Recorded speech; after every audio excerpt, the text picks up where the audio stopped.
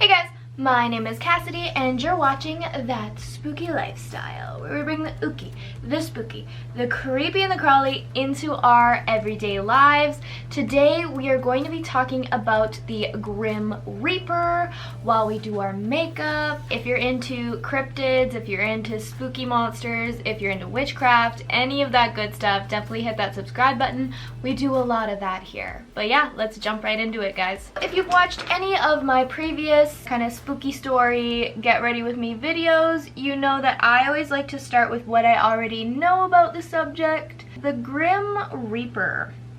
What a guy. Usually he's depicted as like a skeleton figure, usually wears like a black cloak, looks quite creepy, lurking in the shadows type man. I don't really think he's a man, I think he is a creature, but to me, if he was a gender, I've always kind of thought of him as male, but that's just me. He also carries around a scythe, which is this like pole, sword, knife looking thing. He also shows up when someone's going to die or there's going to be a death.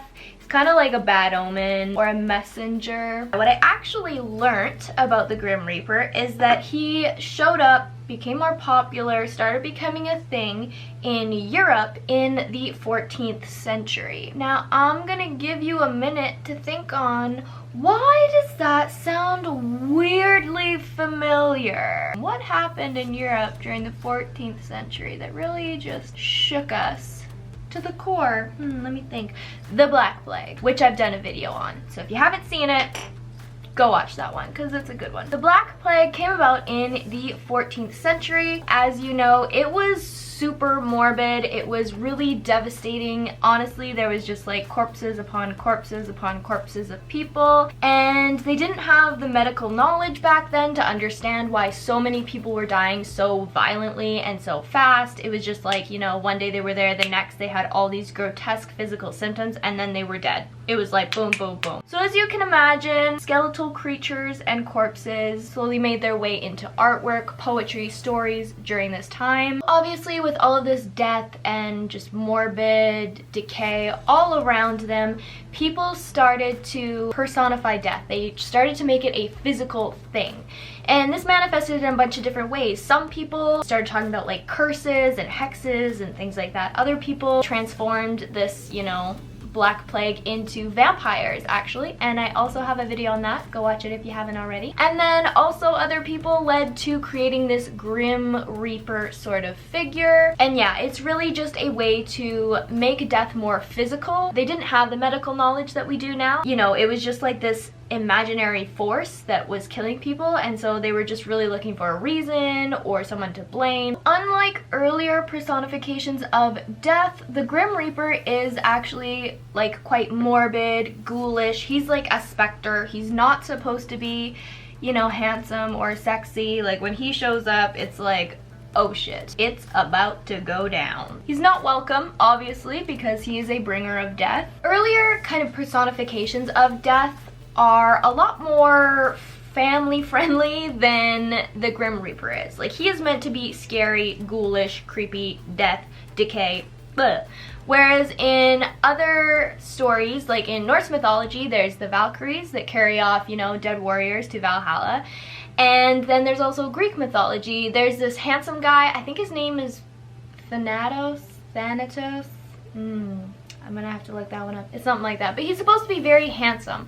So before the 14th century in Europe, death was actually depicted as something very different. Like, basically the Black Plague happened and it was so traumatizing and morbid and disgusting that like it completely shifted how humans look at death. Like, it transformed away from this kind of like sexy reward almost for warriors into this like really horrific, gross thing that you're supposed to fear. So during the Black Plague and afterwards, a lot of poems and stories and plays were written that depicted the Grim Reaper as this skeletal creature. They also had just like more skeletons in their artwork. They had more corpses in their artwork. I think during this time, people were really just looking for a way to express what they were experiencing around them, because it was so just like completely different than any of them had experienced before. Like, this hadn't happened before.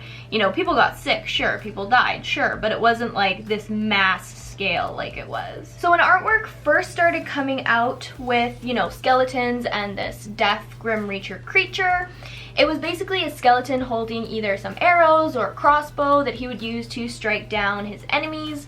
But as, you know, the kind of years went on and more artwork came out, he started being depicted with a scythe, and then that just kind of stuck. In the early artwork, he would be shown with his scythe, like cutting down his enemies in like a crowd of people. Sometimes there would be a young woman or a pregnant woman next to him to remind us that life and death go hand in hand. There were a few different iterations of the Grim Reaper in artwork before we kind of get the skeleton robed scythed creature that we have today. Around this time as well, stories started circulating that death could trick you into an early grave. So this led to the Dance of Death, or the Death Macabre. So this Dance of Death is basically the concept or the idea that death is an equalizer and it's all powerful.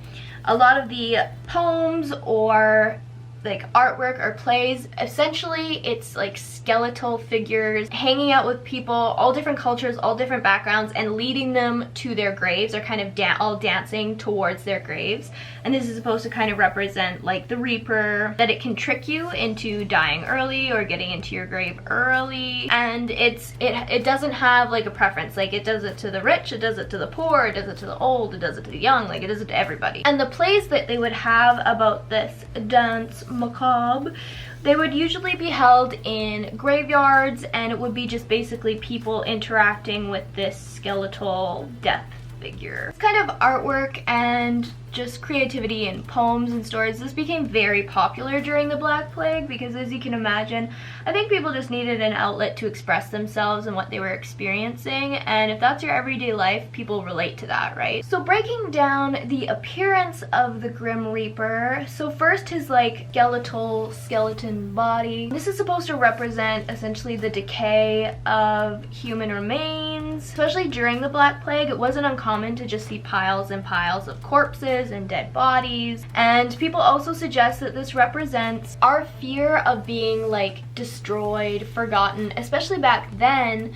when you saw like skeletal remains. Like, there was no way to figure out who that was, or, you know, if it was a boy or a girl. Like, they didn't know how to get any information from a skeleton, so really once they saw it, it was just this like kind of items of like a ghost of a person, right? With the medical knowledge we have now, we can find out more about a person just from their skeletal remains. To me, it just kind of links that that person still existed, and it's not just like, oh, this random pile of bones that like we'll never know, kind of. I don't know, does that make sense? Taking a closer look at his black robes, this is supposed to symbolize or represent religious figures during funeral services. Also, black is like has been linked with mourning for many years, and then black is also linked with evil now, just because death, especially during this time, was so morbid, grotesque. Putting black with this adds like a bit of mystery to this character. It makes him seem more evil. I think most people know this last one is that his scythe is a nod to agriculture, where a scythe is used to harvest crops at the end of the season. His scythe is said to harvest souls when they need to leave this earth. And I think most people know that the scythe came from agriculture, but maybe that's just my opinion. However, there's a second depiction of the Grim Reaper, which is also quite common, and it's with him holding an hourglass. And obviously this is kind of to remind us that our time on Earth is limited, you know, we're all mortal. It just kind of gives us that reminder that at some time he will come for you.